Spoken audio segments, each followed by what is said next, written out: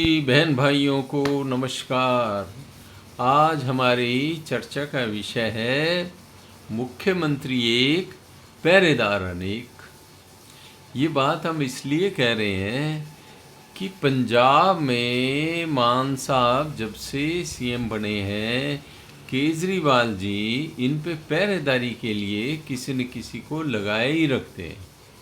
पहले तो राघव चड्ढा को इनके पहरेदारी में सलाहकार का नाम दे देते हैं, वैसे तो इनको लगाए रखा, वहाँ उन्होंने डेरा जमाए रखा।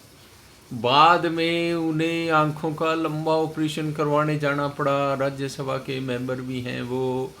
और फिर क्या है कि उनकी शादी भी एक परिणति चोपड़ा से हो गई, जो एक हीरोइन है। तो फिर उनका ध्यान तो सारा इधर उधर हो गया। और फिर वो चार्टर्ड अकाउंटेंट भी है, उन्होंने सुना है कि ठीक से हिसाब नहीं दिया, हिसाब देने में थोड़ी उन्होंने गड़बड़ी कर दी। और फिर उनको केजरीवाल जी ने कहा कि भाई तुम राज्यसभा की सीट खाली कर दो, उन्होंने मना कर दिया। उनके साथ भी स्वाति मालीवाल वाली हो सकती थी, पर वो बच गए, किस्मत के धनी हैं।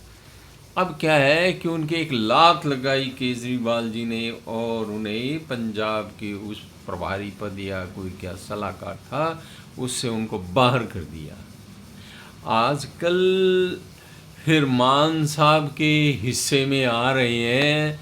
एक तो उनका ये केजरीवाल जी का एक जाना माना शरीफ आदमी, शरीफ बंदा विभव कुमार। ये बात अलग है, कभी कोई हाथ पैर चल जाते हैं तो वो बात अलग है। विभव कुमार का आदमी बहुत काम का है उनका। तो वो पंजाब में रह रहे हैं, उसका प्रभारी प्रभुरी बन करके या सलाहकार बन करके, मुख्य सलाहकार बन के, और वो उनको सलाह देता रहता है। अभी फिर क्या है, सुना है कि मान साहब शायद आजकल वो 4 बोतल वोद का काम मेरा रोज का, ये गाना उनको ज़्यादा पसंद आ रहा है। तो फिर इन्होंने क्या किया कि 2 तिहाड़ियों को भी इनके पीछे लगा दिया है, सत्येंद्र जैन और मनीष सिसोदिया। अब मनीष सिसोदिया तो वहाँ स्कूलों की स्थिति सुधारेंगे, जैसे उन्होंने दिल्ली में सुधार दी, और वो सब लोग जानते हैं कैसे सुधारी थी। फिर वो शराबों के बारे में भी सलाह सुलाह देने में ठीक रहेंगे। उन्हें तिहाड़ जेल का अच्छा अनुभव भी है, और मान साहब का इलाज वो ठीक ठाक कर देंगे। फिर वो 4 बोतल वोदका का मान साहब के लिए भी इंतज़ाम ठीक ठाक से हो जाएगा। सत्येंद्र जैन साहब भी बड़े खिलाड़ी हैं, तो इन दोनों खास आदमियों को लगाया गया है। तो ये एक चीफ मिनिस्टर के ऊपर कितने बंदे लगा रहे हैं। कई दिन तो खुद ही रहे वहाँ, कई दिन तो कोई 10 दिन तो उनका वो चला विपश्यना, और बाद में फिर वहाँ रहे, वहाँ फिर उन्होंने सारी व्यवस्थाओं को देखा। मान साहब को शायद वोदका के असर से कोई गुस्सा गस्सा आया लगता है मुझे तो। उन्होंने फिर किसानों के ऊपर लठ बरसा के उन्हें एमएसपी दे दी, एमएसपी दे दी, उनके डेरे डंडे उखाड़ दिए, और उनका सारा मामला ही बिगाड़ दिया। अब अपने ही विचारों से मिलते जुलते लोग जो नशेड़ी हैं वहाँ के, उड़ता पंजाब हम जानते हैं, बड़ा मशहूर है, तो उन्होंने उन पे हमला चालू कर दिया है, बोलो भाइयों, और बड़े एक्टिव हो रहे हैं।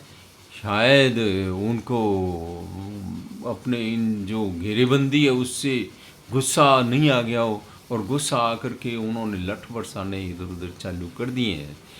अब हमारे तो ये जस्ता है कि इनके अंदर अंदर कोई तो सुगबुगाहट है। आखिरकार बेचारा मान साहब इतने इतने लोगों को खर्चा पानी कैसे देगा। ये पंजाब स्टेट हो गई, अब आम आदमी पार्टी का तो सारा जोर ही पंजाब पे पड़ गया, और कहीं मतलब कोई उनके पास जुगाड़ ही नहीं है। सारे देश में घूमना फिरना, खर्चा पानी सारे देश को, पार्टी सारे देश के लिए, पार्टी के लिए देना, केजरीवाल जी की महत्वाकांक्षा को पूरा करना, अकेले पंजाब के लिए कैसे होगा भाइयों, बड़ा मुश्किल काम है। देखो आगे आगे होता क्या है। हमें तो ये लगता है पंजाब अपनी आम आदमी पार्टी बना के मान साहब अलग खड़े हो जाएंगे, या फिर क्या है कि ये कांग्रेसी भी कहीं डेंट मार के, सुन तो रहे थे वो 30-35 लोग उनके संपर्क में थे, कहीं वहाँ भी कोई चक्कर ना चल जाए।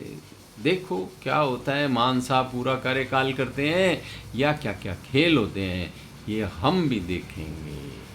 आप लोगों ने सुना तो आपको बहुत बहुत धन्यवाद।